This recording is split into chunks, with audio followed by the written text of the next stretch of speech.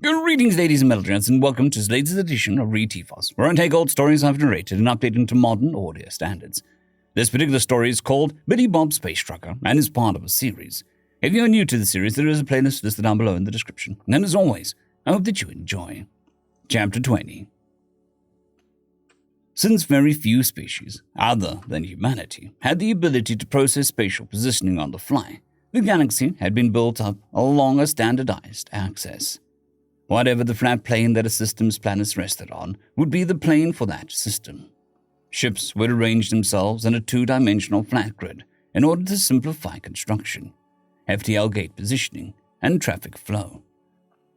While humans didn't mind this in most issues, they didn't adhere to it completely because it didn't always work. Most systems that had asteroid belts, for example, had to have special and expensive gravity tethers set up to keep asteroids from wandering into FTL lanes. In Sol, the humans just built gates to flow up and over the belt, and then back down into the standardized plane. They figured the cost of keeping the gates in position was a lot less expensive than the special gravity tethers for the whole stretch of asteroids. This general trend for Xenos to behave in a space on a flat plane had another effect, however. It made it easy for the human military to surprise them. Not only did Xenos ignore most deep space because they assumed no one was crazy enough to venture out into the abyss willingly, they failed to scan above or below their standard plane. This is why the U.S. supercarrier group Freedom Fist sat above the Krustcan system. Flight crews were refueling gladiators. Marines were prepping their gear just in case. Techs were rechecking weapon systems, engines, and every system they could in preparation for battle. Thousands of humans sat in the abyss, waiting for the call, knowing war was nearly upon them. There was a pause as the PA opened up across the fleet. "This is Admiral Winters, Krustacans, feck it. We've all seen the pictures. The Arsfaces have begun attacking UHG colonies. We're told the casualty lists are already in the tens of thousands. The colonies being targeted are entirely civilian, but these Arsfaces wanted to send a message to humanity. They're doing this because of an American is defending a Xeno diplomat. That's what we're dealing with here. A species that's used to being the big bad bully and getting what it wants. Now that they're dealing with an American who refuses to surrender to the tyrannical and diabolical demands in the face of his own suffering, they're hoping to scare him into giving up by holding humans hostage. Our government has received no warning about these actions. We were never asked to make our citizens surrender the diplomat. The UHG has not even been informed of the situation by the Xenos. These arsefaces just took it upon themselves to start killing and kidnapping innocent civvies. Crews around the fleet were growling at the news. All the while bombs were ready, guns were loaded, and shields were checked. Well, we're going to show these ugly feckers that messing with one human means messing with all humans. We all know the policy. America demands revenge by order of magnitude. And these aren't American civvies getting killed, so that means it's twice as bad. So, for every one of the UHG civvies that gets killed, I want you bastards to kill at least 100 off of these ugly arse crabs. They want to bully our friends and try to terrorize humanity without declaring war. We'll show them who they are fucking with." There was a cheer across the fleet at the idea. Weapon systems came online. The fighter bombers began to warm up their engines. Marines marched into their assault ships. Elsewhere in the galaxy, calls were going out. The reserves were being called up, and since government service was mandatory for a few years, that meant every able-bodied man and woman in the nation were being called up. Merchant vessels were entering shipyards to get fitted with more weapons. The entirety of the sport racing industry was being refitted to become scouts for the Navy. Space truckers were moving to military depots. If you weren't hauling bullets, bombs, or fuel, you were going to be thrown into combat. America was now at war. Naval elements were scrambling to protect the outer colonies that were now being attacked by the Krustacans. American intel operatives were moving into Xeno territory. UHG diplomats were being informed of everything America knew about the situation. But while the military began to move to defend, it was the job of the supercarrier group to throw the first punch. Crews around the fleet waited for the end of the transmission. Then they heard Winters pause in a speech. "We are now at war, and it is our honor to deliver the first strike.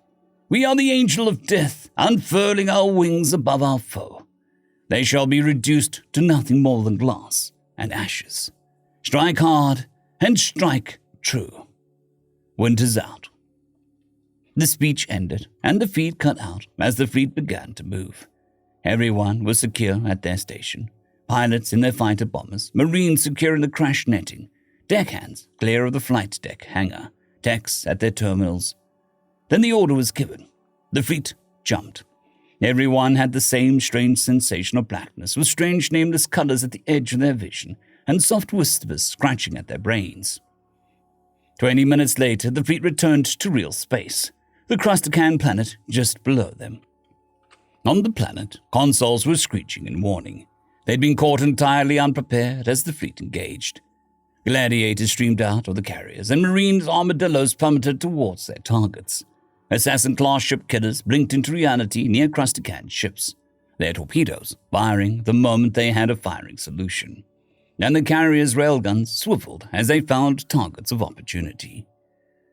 The Crustacans hadn't been in a real war in centuries, and even then, the war against the Libertonians had been almost entirely on the offensive.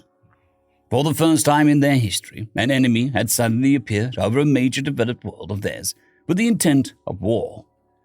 Winters hit the launch order on the bridge, and even as the ships, Marines, and fighter bombers all raced to their targets, the carriers unleashed the first strike. The Liberation-class missiles launched from their firing tubes and rained down upon the planet. In the colony's capital, Crustacans were scurrying around, unsure what to do in this sudden attack. They didn't know how long they had before the enemy arrived, but then they looked up as something gleamed in the sky above them. They had no idea that their city was about to become hotter than the surface of a star, that their bodies would be turned to ash and swept away as the only evidence they ever existed would simply be a black shadow permanently etched into the stone beneath them. They had no idea that the crew of the Enterprise had written on the side of the missile racing towards them, and especially no idea that it said, "Hey ass crabs, I'll see you in hell. Sincerely, Billy Bob, Space Trucker." Elsewhere in the galaxy, the new war was waging on in a museum. Billy Bob was cornered by exosuit cops. After smashing that force field generator, they'd come running, and since it hurt to punch metal suits, he was swinging one of the signs as a makeshift club. The tourists had run screaming as alarms sounded through the museum, and people started fighting out. There was another threat, however, as the Crustacan hunter-killers who'd been waiting at the entrance started to swarm into the place, knocking civilians aside as they pushed through the waves of panicked tourists who were running away from the alarms. The exosuit had some fancy toys on them, as Billy Bob learned when he got shocked by a few who got too close. But he was far hardier than they were expecting. "There's just one of him," shouted a guard, as the others just stayed past the range of his swinging sign. Water was leaking out of a few suits that had been cracked pretty hard, but Billy Bob had backed up after knocking them down, letting the others pull their wounded comrades out of the way to patch them up and stop the water loss. Even Billy Bob wasn't too keen on murdering museum guards. "Come on then, you evil robots, keep coming at me," he encouraged, waving them on. Finally, they charged en masse, swarming over him. He swung the sign to knock 2 back, but 3 more were on him. Stun rod zapping as he grunted and growled, slowly pulled to the ground. The Greslins inside their suits were panting, feeling the strain of cornering and fighting the human the last few minutes. But as they sat atop him, he just started laughing. "But so funny, tourist. We got you now," said one of the guards as they worked to hold him down, since his strength was still considerable. "What's so funny? Is this whole time you guys have only been looking at me?" "So?" one asked as Billy Bob laughed once more. Then they heard a heavy thud from behind them. The Greslins turned as fear and dread began to grip them. The Libertonian exosuit that was on display, the one that had been released from the security shield after the human destroyed the generator. It was moving. They stared up at the towering machine as it walked towards them. "Please, get off my friend." Emily didn't have to ask twice as they scrambled to get off the human. Billy Bob stood up, dusting himself off with a grin. "Hey, looks like you're the big strong one now. But forgive me if I pass on letting you carry me before I try to cut your throat. Oh, shut up. Come on, let's get that golden record and get out." As they turned around, another squad of Crestons showed up with more gear, stun rods, gas guns, riot shields, and stared up at Emily in her power suit. "Don't even think about it," Billy Bob said as they dropped their riot control weapons on the ground. He chuckled then and began to walk past as Emily followed along behind him. The Crestons quickly rushed to help their comrades once Emily stomped past. The power suit's clawed feet were digging tracks into the stone floors with every step. "This makes me feel amazing. I feel so tall and strong. Also, I really don't know what I'm doing, Billy Bob. I've never used one of these before. There's a bunch of commands I don't understand." "Have you tried saying, help?" There was a pause before her speaker came back on. "How did you know that would work?" "Human, libertarian, whoever. The military's not always the brightest of the bright. People are going to need to ask for help." They walked into the exhibit that had the Voyager, and he stopped in front of the glass. He waited for a moment and then looked up at Emily. "Emily, the glass?" "Oh, right. Do I just punch it?"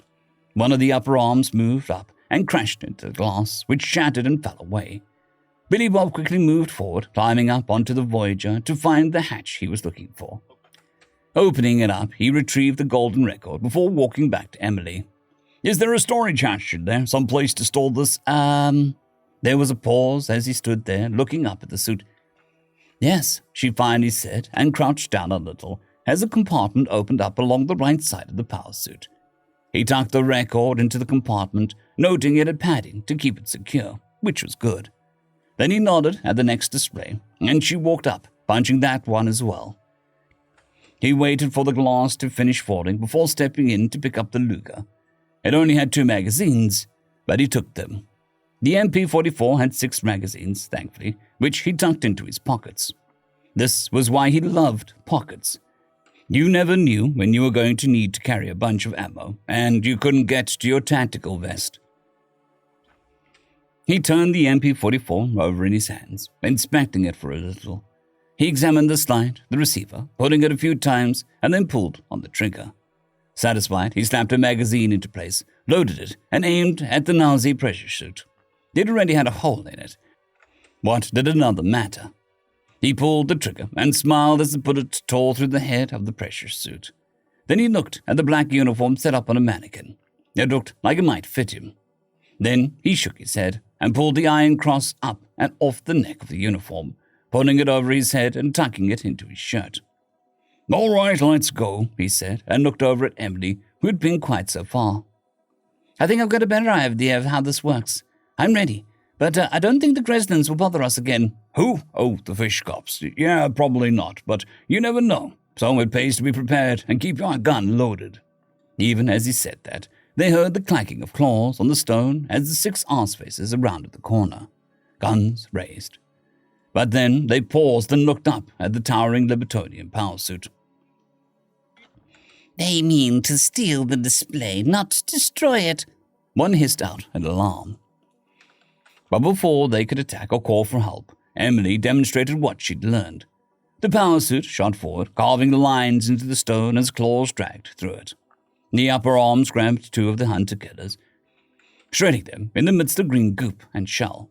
The energy weapons on the lower limbs fired at 2 in the back, and then she jumped, landing and crushing the last 2 beneath those clawed feet. Then the power suit turned and hopped from foot to foot. "Look at how good I am. This is amazing." Emily was excited, even as she happened to grind the bodies beneath her into mush, staining the metal legs. Billy Bob stood there, mouth hanging open in surprise. After all this time protecting Emily and fighting creatures, he really was a little guy now. He also wasn't ashamed to admit that he was a little aroused at the moment. Then they heard more shouting and clicking of claws. "Touchdown dance later. We need to get out of here," he called out, running past. Glancing around the corner, he saw a squad of arsefaces and jumped out. MP-44 firing as they cried in surprise. Their energy shields were as useless as the ones the Borks had used. He had just glad the museum had gone through the trouble of perfectly preserving the centuries-old ammunition in its original form. The squad was pulped, dead and bleeding, that green gunk all over the white floors as Billy Bob quickly reloaded. Turning, he nodded at Emily, jogging past her power suit as he began to check around corridors. He saw another squad charging down their way, noting one of them had a large tube hoisted over his shoulder. That was an anti-tank gun if he ever saw one.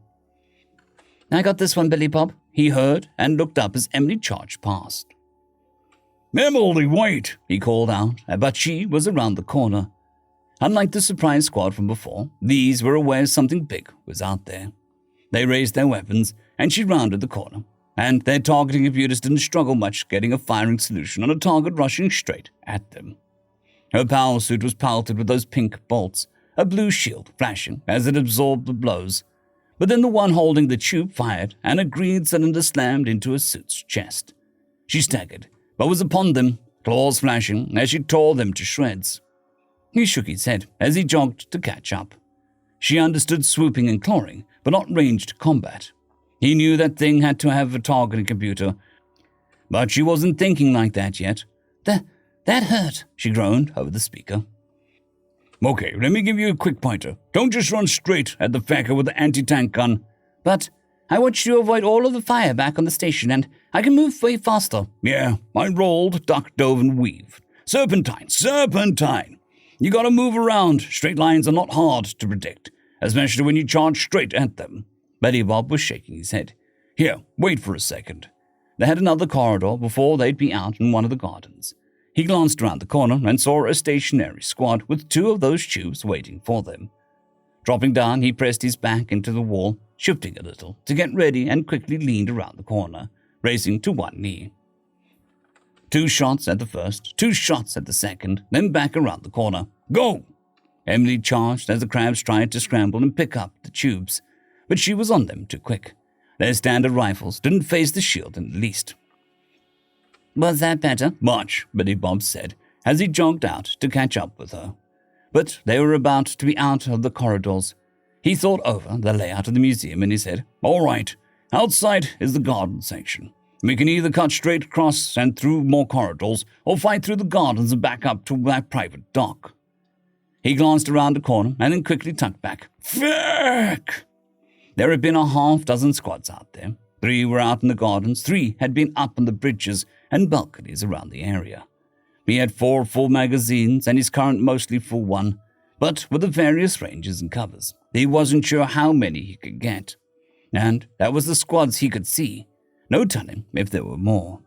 He laid out the situation for Emily and shook his head. "Not sure what to do here."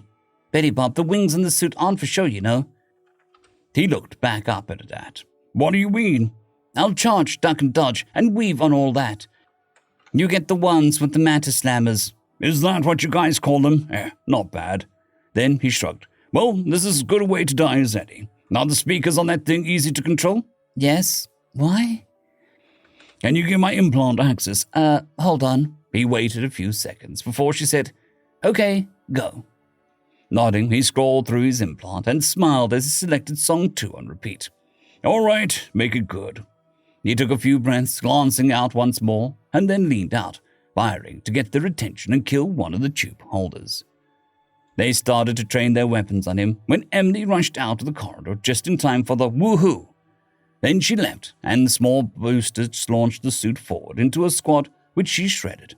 He figured no one would focus on him after that. He ran forward, popping off shots at the tube holders when he could. They fired at her, and from time to time got a lock-on with the tubes. But when they shot out, she was dropping away or jumping in a different direction. She'd seen Billy Bob in action and understood what he meant now. Keep moving, jump, charge, dash. She'd fly up into the air, swoop in and stomp on a squad, or charge at them, only to leap to the side and hit a different squad, all while that music blared out through the gardens. Billy Bob grinned as he watched her work, but he got careless. He was standing in the open when he got slammed from the side. 3 of those pink bolts hitting his right side and his shoulder. He gasped and cursed, feeling the sting and seeing the burn marks. He ducked down behind a stone planter box and rubbed his side with a curse. breathing hurt, his ribs twinged, and as he shifted his shoulder, he groaned in pain. So he shifted the MP-44 and rose up, firing from the left side to kill the arse crab who shot at him from the balcony. He got up and limped along then, taking a long burst at the last squad to keep their heads down. Then Emily dropped on them as the green gunk flew in every direction. He was down to 2 magazines left, and reloading was a bit more difficult. But no one else was trying to kill them, it seemed.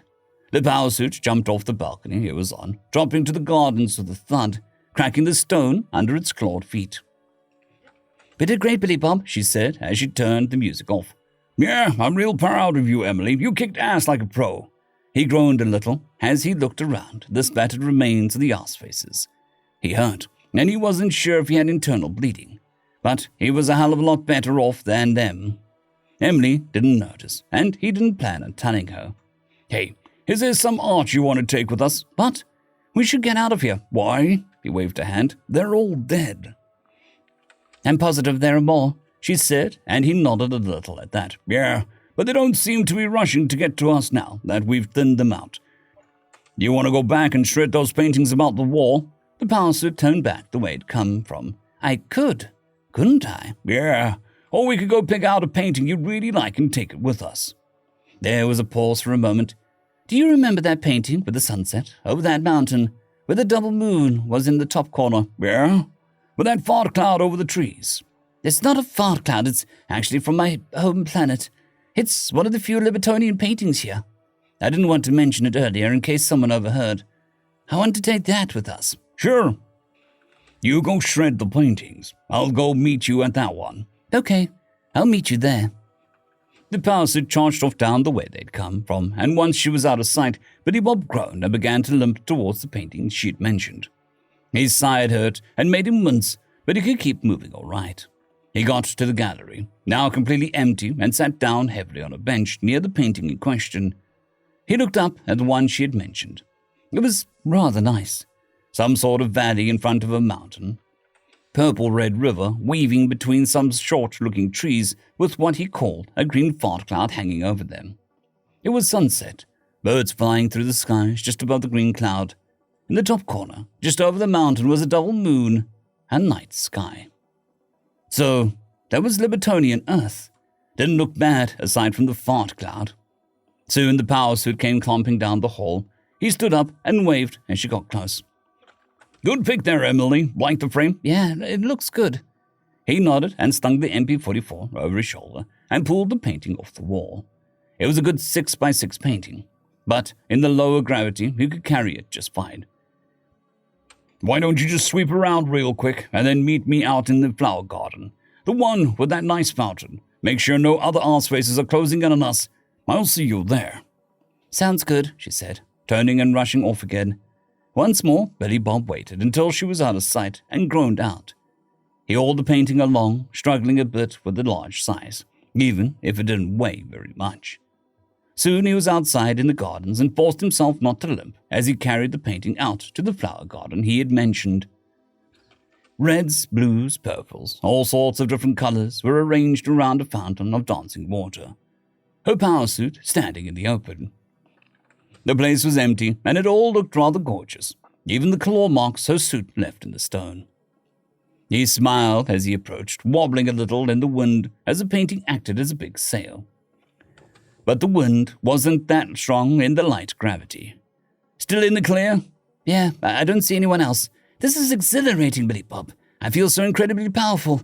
This suit is amazing." "Yeah, you was something special stomping and shredding like that.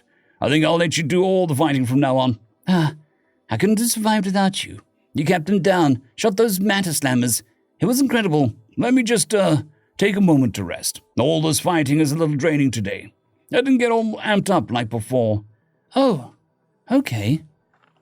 He leaned the painting against a bench and then sat on a free one, looking around at the flowers as they swayed lightly in the breeze.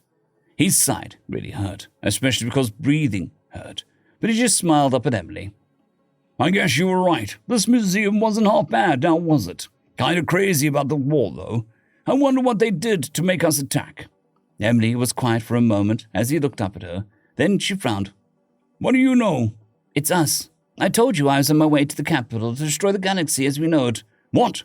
You're destroying the galaxy? Sorry. Maybe a translator error. We're going to change it. I have proof the Council has been suppressing the ambition and intelligence of some species with a special device. I wanted to unveil it at the Council meeting and tear the government apart. Oh, when did you say that? I talked about it some just after we first left that refueling station where we first met.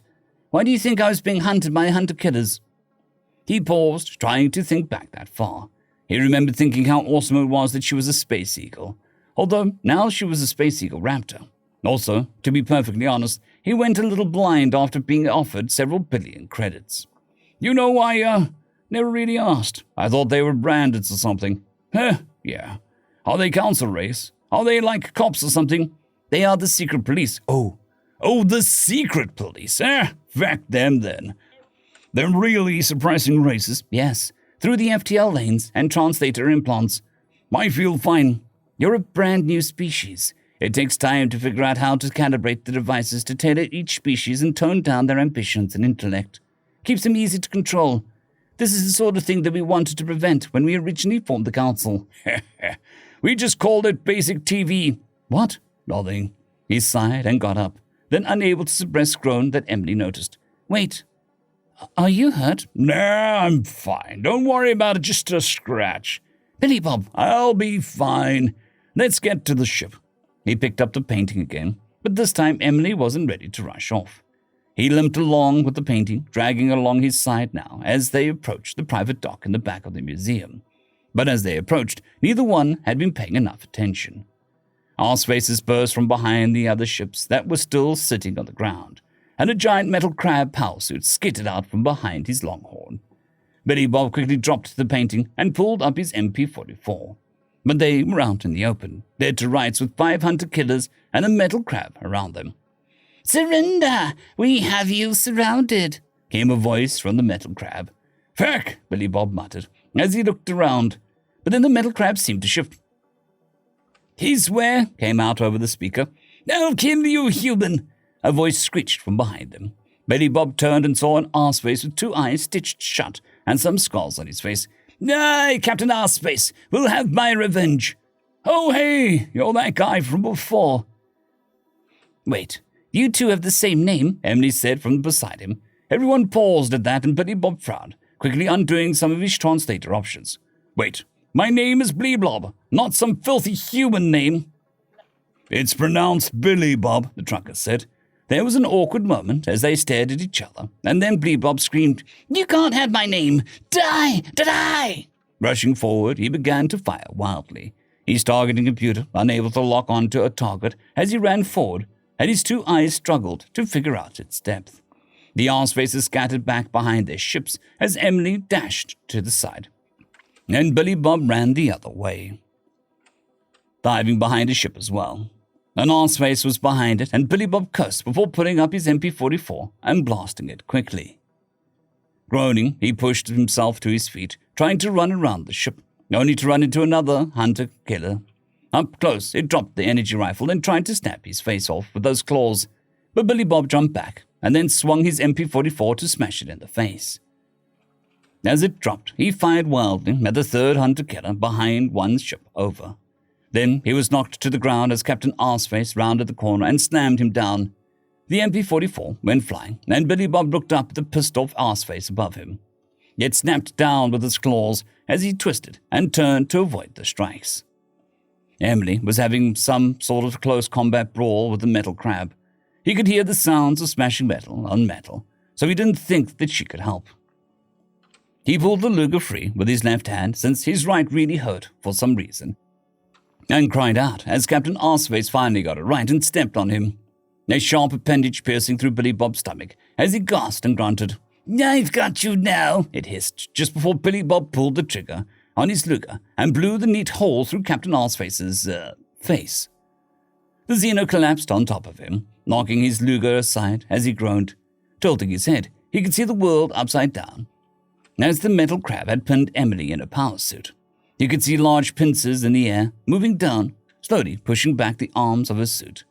Billy Bob groaned and rolled over a bit, still pinned to the ground by that sharp leg piercing his gut. He reached with his left hand, since his right still hurt, and then grabbed his Luger. Things were blurry, but he aimed at the metal crab and fired everything he had left in the gun. Ping, ping, ping, ping, plunk, plunk, plunk. The crab sagged, goop leaking out of 3 holes that had been shot in the side. Emily shoved her off, and then her power suit rose up. Billy Bob was breathing hard. Everything was pretty blurry. She quickly moved over, tossing the body off of him, pulling the leg out of his stomach as he groaned in pain. Then he slowly pushed down with his left and stood up. He was wobbly, but he was standing. All right, we won. Feck these guys. High five. He shifted his right arm up, while holstering the Luger with his left, hoping that she'd be gentle in a power suit. Billy Bob. What? He frowned, and then as he slowly looked over, eyes wandering down to his right shoulder, to his left elbow, and he wiggled his elbow, looking around for the rest of his arm. Oh, shit. Oh, feck, Jesus. He walked past and found his right forearm, where it had been knocked down. That's why it had hurt so much. He walked over, stumbling a bit, as he kicked his forearm. Shit. He stumbled a bit more before managing to pick it up with his left hand. Billy Bob, stay there. I'll go get the biogel. There was a hiss as she opened a power suit and climbed out. But he was staring at his hand being held in his other hand. He felt tired. Turning, he sat down on the corpse of Captain Arseface. His eyes were heavy. He heard Emily screaming something about being there in a hurry. Don't worry. I hope your painting is okay. I'm just going to take a nap. His breathing slowed as he blinked heavily, still holding his right hand with his left. His eyes closed. And so ends another chapter in the adventures of Billy Bob, Space Trucker. I would like to thank our T5 members and patrons, Casper Arnholtz, Jon Creighton, W.R.E, 050, Dragzoon W.R.E, and Elijah Silvercross. Thank you very much.